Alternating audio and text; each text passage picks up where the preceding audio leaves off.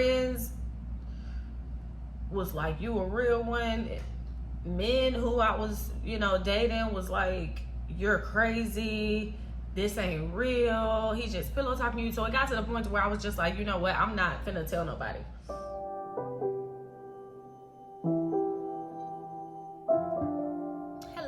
Hello. Hey guys, for those of you who don't know, my name is Fosu. And tonight I would love to do a story time. I feel like running my mouth, so let me sip a little bit more wine so I can start being real chatty. So this video is going to be a little informative. I would like to just, I guess connect with the girlies who got prison bae.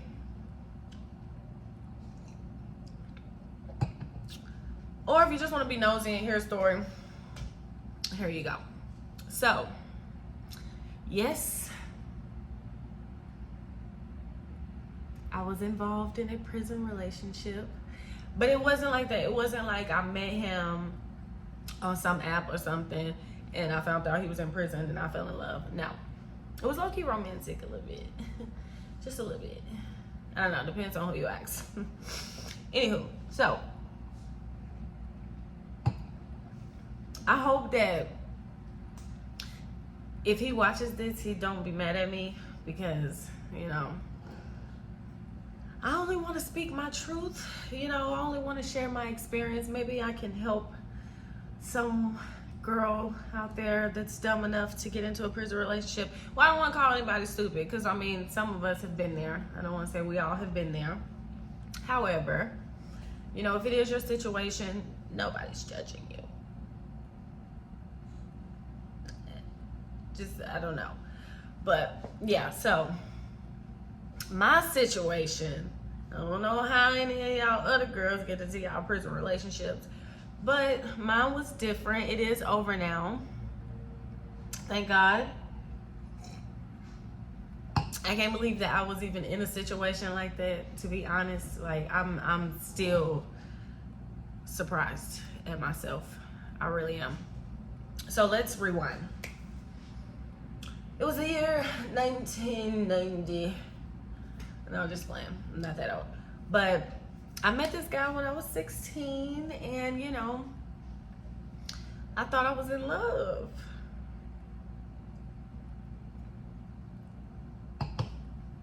And yeah, so I thought I was in love. And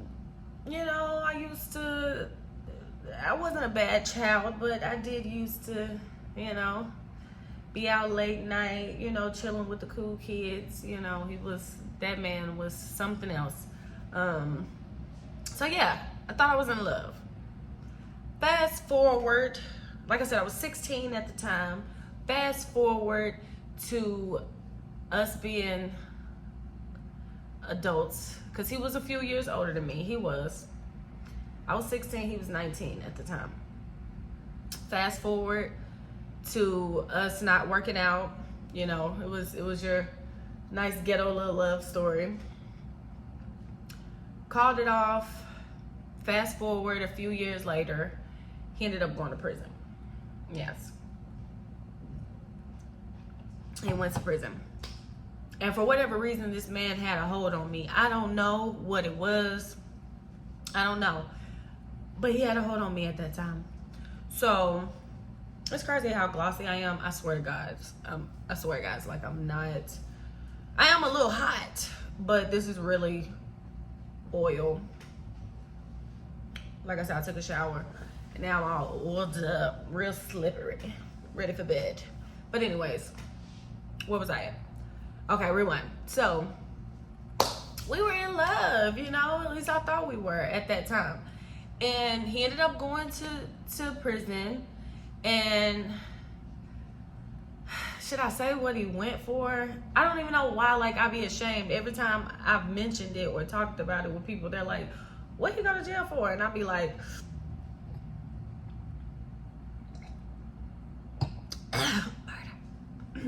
but it was low-key self-defense.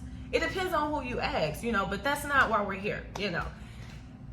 We're here to talk about the prison relationship. So again, and before, you know, anybody be all like, Flo, what was you thinking? Baby, I don't know, young and dumb. I was young and dumb. You know, I'm a little ghetto too. You know, being from the hood, loyalty is everything. And yeah, I don't trade it for nothing in the world though. I'm kind of happy I went through that in a weird way because it got me to Atlanta. You know, I feel like if we wasn't in a relationship, I wouldn't have moved to Atlanta. I did want to move to LA, but I ended up moving here because, you know, while we're doing our little prison talks or whatnot, can't even say that with a straight face. But while we're doing our little prison talks or whatever, he's like, yeah, my family live in Atlanta. If you need anything, they got you or whatever. And they did. You know, I loved his family. And anywho, so he went to prison. He did his bit. And I wasn't there the entire time. We ended up reconnecting like after he was some years in. And yeah, so he hit me up. He ended up going to trial. He hit me up and he was like, don't ask me how he hit me up. Some kind of way, this man got in touch with me through Facebook. So I get a message. He like, it's such and such. What we gonna call him? I'm not gonna say his name, obviously. But we're going to call him, I don't know. I feel like I'm being put on the spot. But we're gonna call him Eric. That's what we're gonna call him, Eric. So anyways, so Eric gets locked up, and yeah, so he was in for a few years. He ended up reaching out to me and he's like, you know, I want you to come to my hearing or whatever, or my trial or whatever you call it. So I was like, okay, cool, you know, damn, I felt special, low key at that time, you know, me being young and dumb. I was like, okay, cool. So, you know, I'ma pull up. At that time, I didn't have a car, but, you know, I was so in love. I got there some kind of way. So I get there, and it was very intimidating, but I felt good to be there to support him. Because obviously, like, I mean, his family showed up, but it wasn't too many people there that was kind of on his side, and it kind of felt like he was being like crucified. Like, it was weird. But so yeah, I went. I was like, damn, he looks so fine. But I'm like, why am I even thinking about how fine he looked? This man is about to do like life. Like, what am I thinking? Whatever. So he didn't get his sentence that day, but he ended up getting it. And he called. We would keep in touch.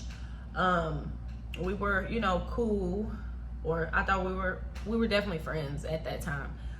So it didn't start out like on some, I'ma hold you down. Like, that was not the case at all. You know, it started out as friends. That's how it started out. Occasionally we would talk. So I at the time, I think, or either a little bit after that, I ended up getting involved with some knucklehead little boy and some other knucklehead little boy. And yeah, that didn't work out. And then I ended up dating somebody else, and that was like a off and on type of situation. And yeah, that didn't work out. So it's like one day I was just sitting up and I was just like, you know, dang, like, these men ain't but out of all the dudes I messed with, he the one, what I say his name was?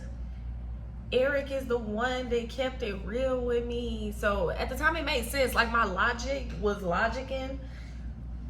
Yeah, and you know, the next thing I know, we end up talking on the phone. And so we talking on the phone. It went from one casual conversation to another conversation to another conversation, then another conversation. And it was just like, we became, I guess, close. And it's so funny because I would tell every guy that I would end up, you know, talking to outside of that, and I'll be like, yeah, I can't be serious with you because I'm in a relationship. Yeah, but he locked up. And it's so funny because every time I told a dude that, they was up on game. They was like, oh, he just doing jail talk, blah, blah, blah. And I'm like, what you talking about? No, this is real. This is real. And yeah, you know, and don't get me wrong. Don't get me wrong. Where I'm at in life now, because I'm grown and I have grown, I don't want to say that it was fake. I can't speak for other people's situations, you know, because some of these men get in prison and they probably do just pillow talking or whatever you want to call it. But anyways, this was real. This was real. We're still cool to this day, even though, you know, things went how it went. But anyways, so back to the story. What was I at?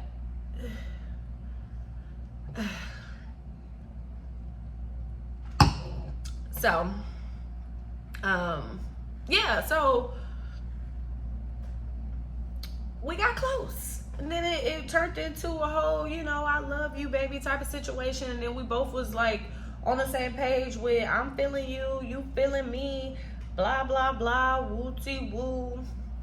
And we just was like, you know, I love you too much. I don't want you to be with nobody else. And yeah, it was real ghetto. It was real ghetto. But we ended up giving it a shot. And that went on for some years, you know. Oh, excuse me. That went on for some years. And it's crazy. Like, my friends was like, you a real one. Men who I was, you know, dating was like, you're crazy. This ain't real. He just pillow talking to you. So it got to the point where I was just like, you know what? I'm not finna tell nobody. Moving forward, I'm not telling anybody because I ain't got time for people to be judging me. I know it's real. Like, you couldn't have told me nothing. You couldn't have told me anything. So I'm pretty sure that this video ain't gonna stop nothing in nobody else's life if you are a girl that's involved in a prison relationship. And I'm not trying to stop anything, because at the end of the day, I feel like everything that we go through, including failed relationships, mold you into the woman or man that you're supposed to be.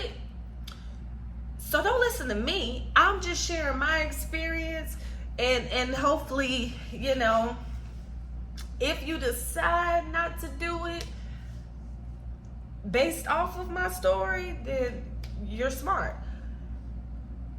But then it's like, you know, especially the women who, I don't know, I guess love themselves enough to not put themselves on a shelf until somebody, you know, gets out. Because it's like, looking back, I wish I definitely, a big part of me wish I wouldn't have done it. But obviously the healed part of me is like, oh, I'm so happy I went through that, because it, but yeah, so anyways, so yeah, like, for years, locked in, boom. I'm talking about rain, sleet, and snow. I was at visitation like clockwork, and it's so crazy. Like, at this time, I couldn't have loved myself, you know, as much as I should have, because yeah, the things that I went through during this whole ghetto mess was crazy. But I mean, at least I ain't the type of woman that'll fight over no man. You can't judge me. But anywho, yeah, so everything was great, you know. I'm talking about, we talked every single day for years. The only time we didn't talk was if my man's was on lockdown, like, and that the longest that went for was like maybe a couple days, maybe no longer than a week. However, we talked every day other than that, because he wasn't on lockdown all the time. So we talked every day, and it was scary. And it's crazy. Like, now where I'm at in life, I'm like, I don't want to talk to anybody every day. And then if we do talk every day, I feel like we're gonna put some gaps somewhere in between that. Just got to, because yeah, it became an unhealthy attachment, and I didn't realize that until he got out and we broke up. But yeah, so fast forward, I moved to Atlanta. He like, yeah, my family there. I know you sad because you can't move to LA or whatever, but my family in Atlanta, so they got you. If you need anything, I would like for you to link up with them, blah, blah, blah, woo-tee woo. I'm talking about, y'all, I picked up his son. We went, to a little movie. Like, I was really like, it was real. But no, so I moved to Atlanta and met his family. Cool, love them. Still love them to this day. He ends up getting that.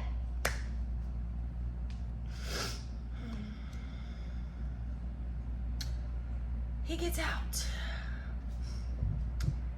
And this is the pivotal moment in our relationship. I didn't foresee it going the way it went, obviously, because if I did, I wouldn't have been there. But I do want to bring to some women's attention, especially if he goes to prison at a young age and he gets out as an older adult. I ain't telling you what to do. I'm not telling you what to do. That's your business. You hold your man down. Hell, I did it. I can't judge you. However, you just have to be logical with this situation. And I never looked at it like this until after he got out and then we broke up. And then I just was low-key like losing. I felt like I was losing my mind. And then they say, like, you got to be careful who you sleep with, because when you sleeping with a man, that man, like, women are receivers, in my opinion, right? Hear me out. I'm going somewhere with this. Hold on. Women are receivers. So if we are receivers, when that man inserts or penetrates you, all of his trauma and craziness, you receive that, so we have to think about that. Like, sex is deep. I didn't think about it like that at the time. I didn't know then what I know now. Whenever I have a kid, my daughter, hopefully I don't have a daughter, but if I do have a daughter, mama done been through some things, but yeah, it's like they dumping all of that on you. So yeah, like I said, he got out, and it almost makes me emotional, and I'm gonna try not to get emotional behind it, because I do like to think like I am healing from the situation, or I've healed from the situation, because that was a traumatic experience in my life. It really was. And I'm so thankful that I'm not in that place anymore. Hold on, I'll be right back. Let me get some tissue. But yeah, I'm so thankful that I'm not in that place anymore. And I'm happy, like, anywho, so, because I'm skipping parts. So yeah, like I said, he got out, and I love him. So if you watch this, I love you. So please don't take anything offensive. But this is just my truth, my experience. And hopefully I can connect with somebody else on this. And this isn't just entertainment for people. Excuse me, I'm sorry. But anyways, so yeah, he got out, and should have known. And it's so funny, because before he got out, I said, when you get out, do you think that, you should move in with me right away? Or maybe, like, you should move in with your sister, and then we kind of, like, take baby steps and, just get acclimated with each other, and then slowly emerge, you know, or coexist. He's like, no, we're gonna be great. I love you, you love me, blah blah blah. So I'm like, okay, I'm gonna trust this. I'm gonna trust it, you know, we're great. So he gets out, I go pick him up. I'm talking about, y'all, it was so beautiful. It was a beautiful moment. Like, if it was in a movie, you would have cried, you know, you would have cried, you would have shed at least one tear.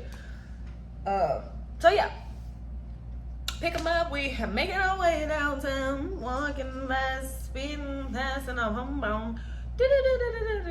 It was real beautiful. So we get back, he move in. It's like, great, you know, it was beautiful the first 24 hours. Then after that, it just was real ghetto, you know. It was just real ghetto, and it wasn't to my liking. But I was like, you know, whatever, we gonna make this work. It was so toxic, like, it was so toxic. And I know that he was trying to transition into the real world, and I was definitely trying to be patient with that, you know. But yeah, it just like it wasn't working. Just to sum it all up, you know, it wasn't working. And then one day, we went through a lot of things. Like, it was one moment where he was like, yeah, I'm about to go back, you know, to our hometown or whatever, and we were supposed to go together. At the time, I had a little job. He was like, I'm gonna go back, I'm gonna go to my hometown or whatever, and our plans was to go, I'm gonna say it was on a Wednesday. We was like, we're gonna go Wednesday or whatever. Wednesday comes, I'm at work, I get a phone call from him, and he's like, yeah, so at the time his son was visiting Atlanta. He's like, yeah, so my son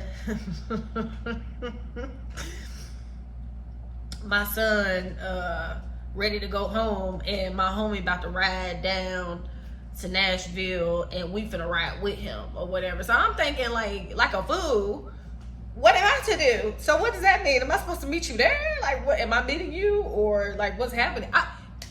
Saying this out loud, I'm really like, this I don't even want to relive this, because we're in a good place, you know. He done apologized, we're in a good place, so I don't even want to get upset. And I'm not gonna get upset, because this is the past. Everybody makes mistakes, you know. It is what it is. We both moved on with our lives.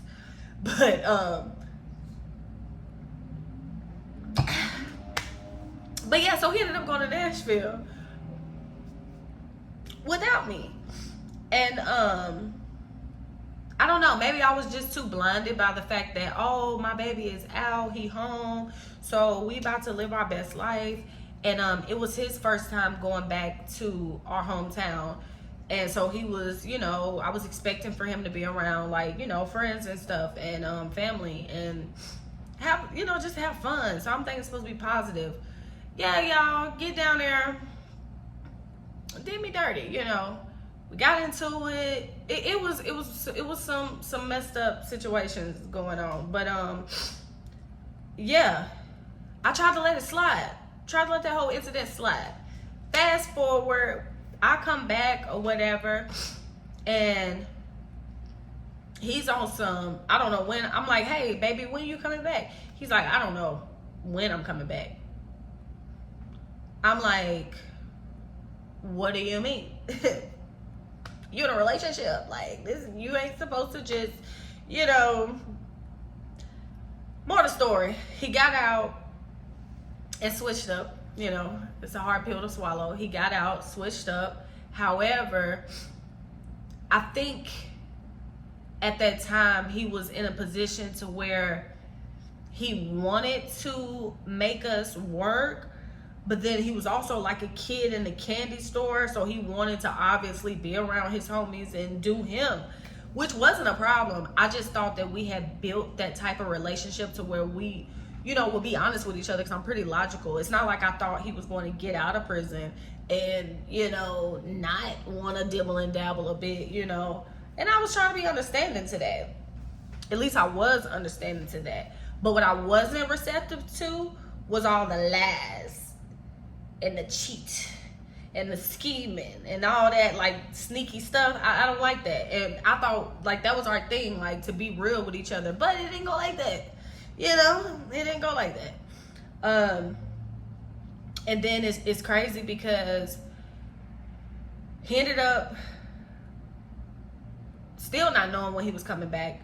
And his car was parked outside my apartment building. So I was just like, I don't know. I got a little ghetto for a second, a little ratchet. Never done no stuff like this either.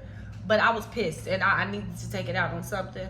So yeah, I went outside and I slashed his tires or whatever.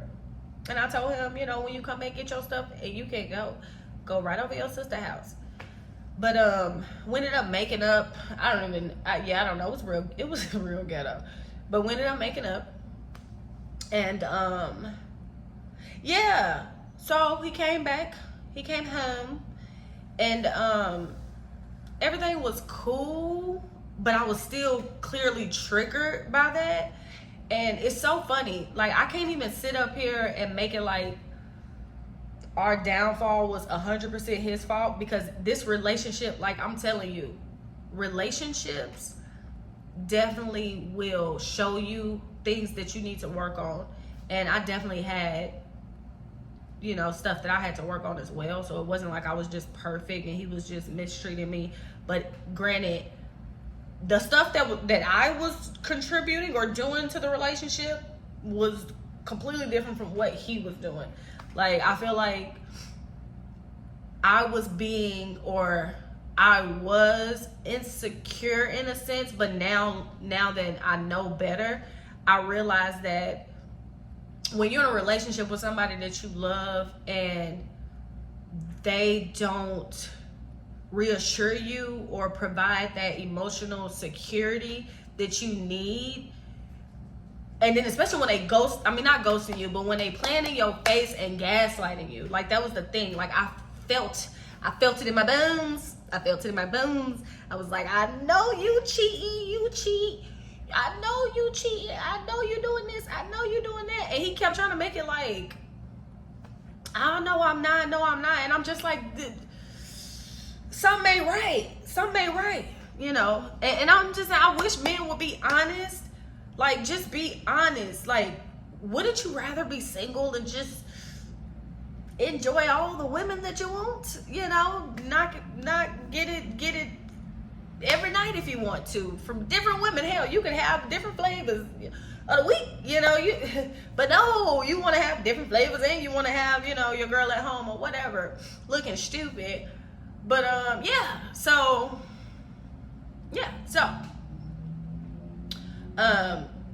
cried a lot, and I just was going through it internally, and I didn't know what the hell was going on with me. But yeah, so I was just uneasy. And then, and then especially when I don't like for stuff to like switch up, like stay consistent. When you're consistent and then all of a sudden you start moving different, I don't like that. It throw me off my square. I'm like, no, what's going on, But anywho, so it was a day where I was at work. And he told me, I think the day before, my son is coming down, and him and my nephew, they want to come over and hang out. And I'm like, okay, cool, That's what I got. I got off work that night. I'm like, cool, that's cool, whatever. I get off work that night. I come home, y'all. And it was like, when I opened my door, I came through it. It was like, like it just threw me. Like I was like, wait a minute, why is this here? Why is that on the floor? Oh, wait a minute. Then on top of all that, wait a minute, I hear my dog barking, and I'm like, Foofy, where are you? Oh, that's my dog name, by the way, Foofy. And I'm like, Foofy, where are you? They locked my dog in the bathroom. That was the final straw for me. I said, oh no, you can disrespect me, you can disrespect them, but you're not gonna disrespect my baby. And I didn't say that, but low-key I was thinking that. And then it was something weird going on when I sat down. I got ready for bed. They wasn't there, by the way. They wasn't there. I don't know where they was. I think they was at the mall or something. I don't know, but they wasn't there.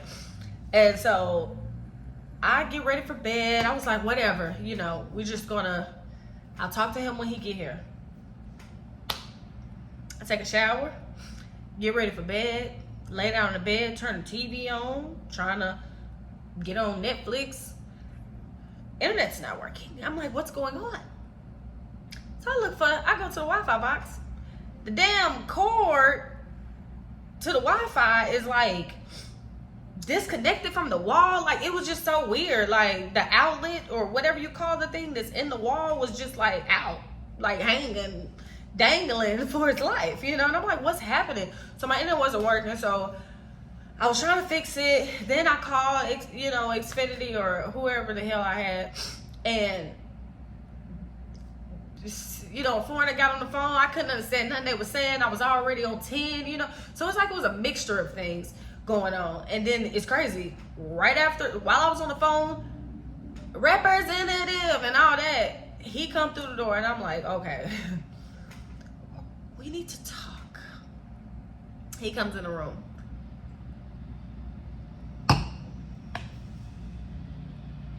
I'm like,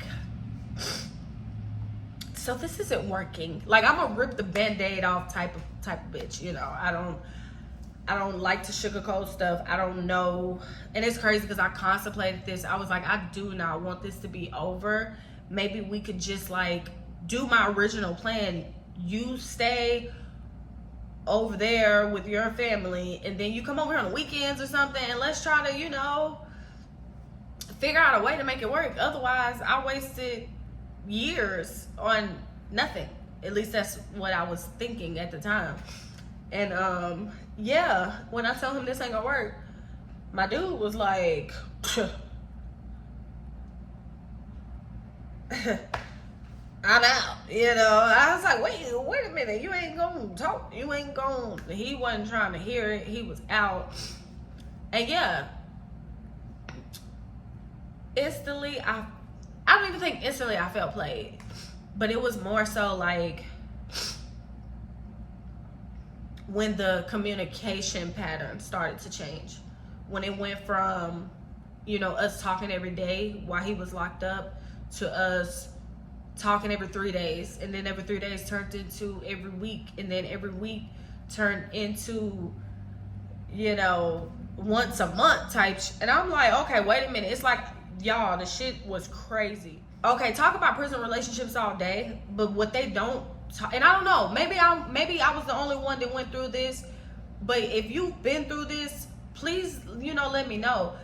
But it was something about, I'm a routine-based person, and it was something about talking to him every day for years to not being able to talk to him.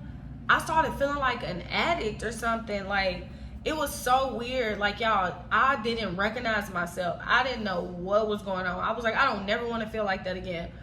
But I'm talking about, y'all, I went through a depression, like just trying to make it click that we were over, and to be in a situation where I was planning for years. Like, y'all don't understand how long I waited for this man.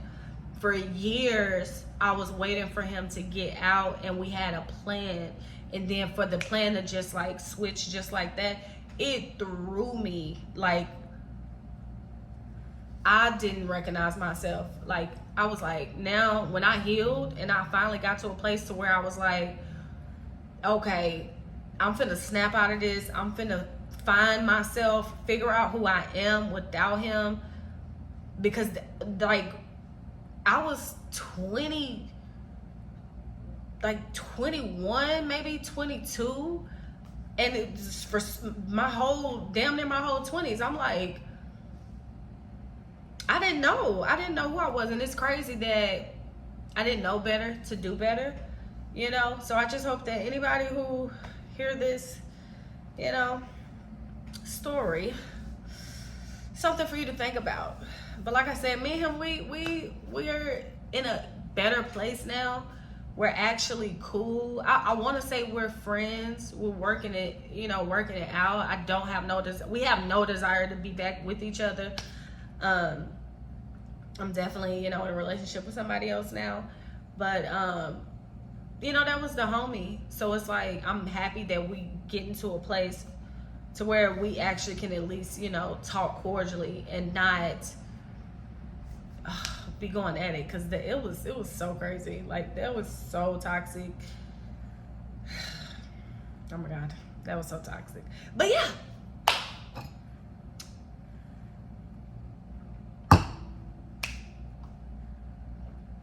Hope you enjoyed my story time. If you're thinking about doing it, don't.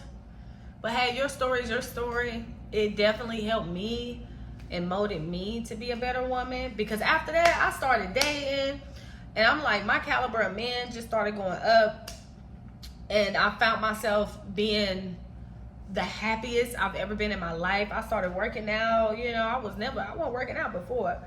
But like, she ain't never had no booty with me, but that was, yeah. It's my pivotal moment in my 20s.